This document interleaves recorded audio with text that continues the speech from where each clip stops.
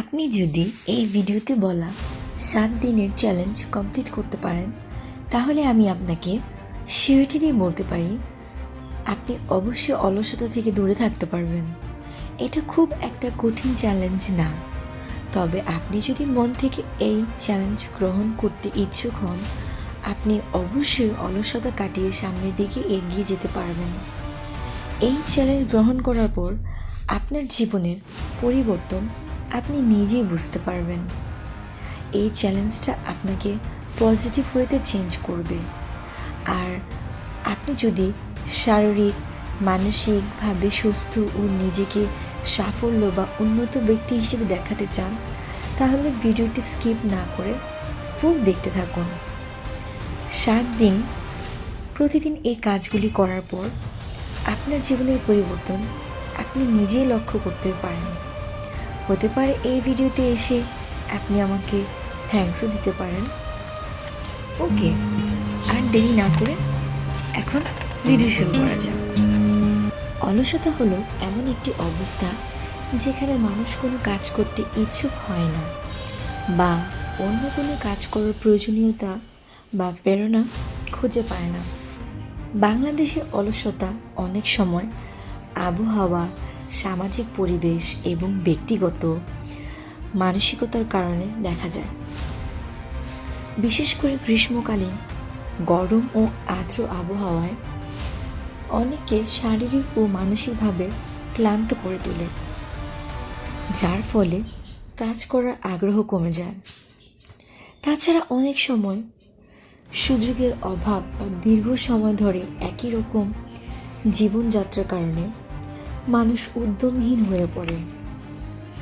তবে অলসতা কোনো স্থায়ী সমস্যা নয়। সঠিক পরিকল্পনা, প্রেরণা এবং সময় ব্যবস্থাপনার মাধ্যমে এটি কাটিয়ে নেওয়া সম্ভব। নিজের ইচ্ছাশক্তি ও পরিশ্রমকে কাজে লাগিয়ে অলসতা থেকে মুক্ত থাকা সম্ভব। এই ভিডিওতে 9টা কাজ বলা হয়েছে। এই 9টা কাজ করলে আপনি অলসতা থেকে মুক্ত পাবেন। নাম্বার 1, লক্ষ্য নির্ধারণ করুন। প্রতিটা মানুষের জীবনে লক্ষ্য থাকে। লক্ষ্য ছাড়া মানুষের জীবন অপূর্ণ। আপনার জীবনেও নিশ্চয়ই লক্ষ্য আছে। যদি না থাকে, তাহলে এখনই আপনি আপনার জীবনের লক্ষ্য ঠিক করুন। আর আপনি যখন আপনার জীবনের লক্ষ্য স্থির করবেন এবং এই লক্ষ্য পূরণের জন্য চেষ্টা করবেন, দেখবেন আপনি কতটা অ্যাক্টিভ হয়ে উঠবেন। তখন আপনি এই অলস জীবনযাপনে অভ্যস্ত থাকার ইচ্ছা থাকবে না। তখন আপনি আপনার লক্ষ্য পূরণের জন্য অলসতাকে ত্যাগ করে দেবেন। নাম্বার 2, সময়সূচি তৈরি করুন। প্রতিদিন সকালে ঘুম থেকে ওঠার অভ্যাস করুন। সকালের ঘুম মানুষকে অলস হতে সাহায্য করে। তাই সকালে ঘুম থেকে তাড়াতাড়ি ওঠার অভ্যাস তৈরি করুন। সকালে ঘুম থেকে উঠে আপনি সারাদিন কী কী কাজ করবেন তার একটা লিস্ট তৈরি করবেন। আর লিস্ট অনুযায়ী কাজ করলে সময়ের কাজ সময় মতো হবে। এতে প্রচুর সময় বেঁচে যাবে এবং আপনার অলসতা দূর হবে। সময় মতো সকল কাজ আপনি করতে সফল হবেন। নাম্বার 3, ছোট ছোট কাজ দিয়ে শুরু করুন। প্রথমে আপনি খুব বেশি কাজ করবেন না বা খুব কঠিন কাজ করবেন না। খুব বেশি কাজ করলে আপনি সহজে ক্লান্ত হয়ে যাবেন, কাজের উৎসাহ হারিয়ে ফেলবেন। তখন আপনি আরও বেশি ক্লান্ত হয়ে যাবেন, আপনার মধ্যে অলসতা আরও সৃষ্টি হবে। তাই প্রথমে খুব বেশি কাজ করার দরকার নেই। ছোট ছোট কাজ দিয়ে একটু একটু করে শুরু করবেন। ছোট ছোট কাজ, একটু একটু কাজ, এতে কাজের প্রতি মনোযোগ বাড়বে, কাজ করার ইচ্ছা শক্তি বাড়বে, অলসতাও দূর হবে। এতে কাজের প্রতি মনোযোগও সৃষ্টি হবে। নাম্বার 4, মনোযোগে বাধা দূর করুন। আপনার কাজে বা লক্ষ্যে বাধা সৃষ্টি হয় এমন কাজকে এড়িয়ে চলুন। আর কাজে বা লক্ষ্যে মনোযোগ বাধা সৃষ্টি হয় এমন জিনিস থেকে সবসময় দূরে থাকবেন। যেমন খুব বেশি টিভি দেখা, ফোন ইউজ করা, মনোযোগ নষ্ট হয়। আপনি ফোকাস থেকে দূরে সরে যান। বারবার ইচ্ছে করে আর একটু টিভি দেখি, আর একটু ফোন ইউজ করি। এতে আপনার মধ্যে অলসতা সৃষ্টি হয়। কাজের উৎসাহ উদ্দীপনা থেকে আপনি সরে যান। মনোযোগ অনেকটাই দূরে সরে যায়। আপনার বাধা সৃষ্টি হয়। আপনি দিনে টিভি, মোবাইল ফোন ব্যবহার করার সময় তৈরি করুন।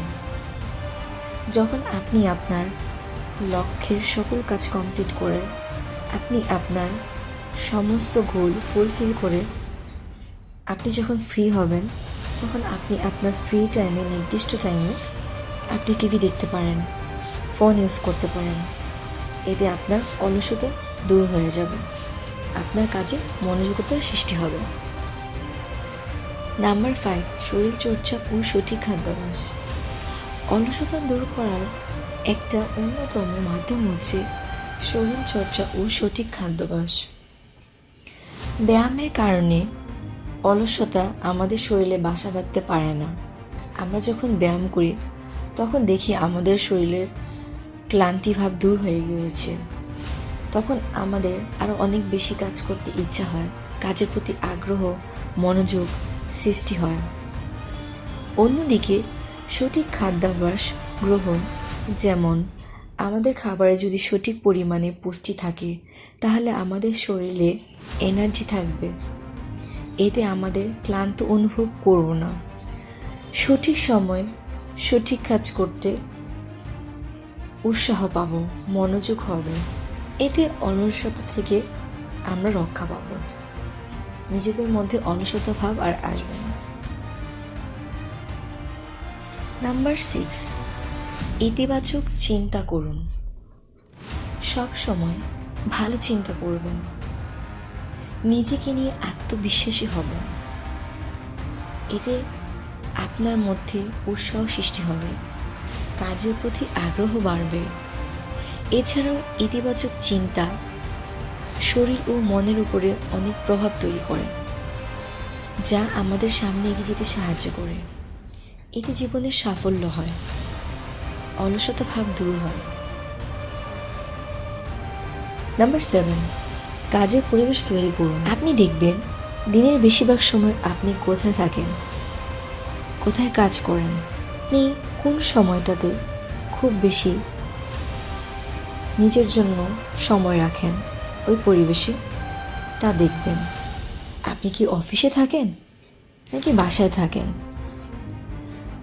আপনি যদি খুব বেশি বাসায় বা অফিসে যেখানেই থাকেন, দিনের যে সময়টাই বেশিরভাগ থাকুন না কেন, আপনার আশেপাশের পরিবেশটা পরিচ্ছন্ন রাখুন, গুছিয়ে রাখুন, সুন্দর করে রাখুন। এতে আপনার দেখতে ভালো লাগবে, আপনার মনে একটা প্রশান্তি সৃষ্টি হবে, কাজ করার উৎসাহ বাড়বে, অলসতা দূর হবে। নিজেকে পুরস্কৃত করুন। যখন আপনি কোনো কাজ করবেন তখন নিজেকে পুরস্কৃত করবেন।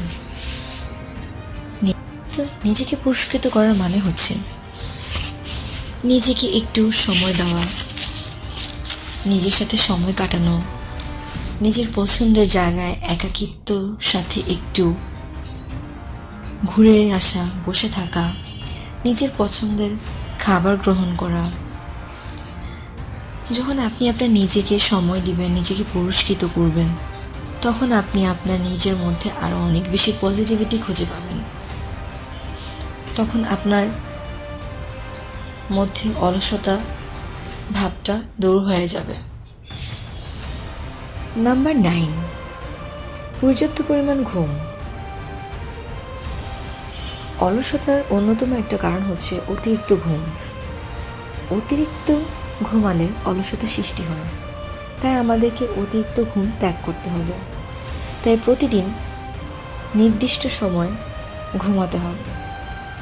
রাতে তাড়াতাড়ি ঘুমাতে যাওয়া এবং সকালে ঘুম থেকে ওঠার অভ্যাস তৈরি করতে হবে।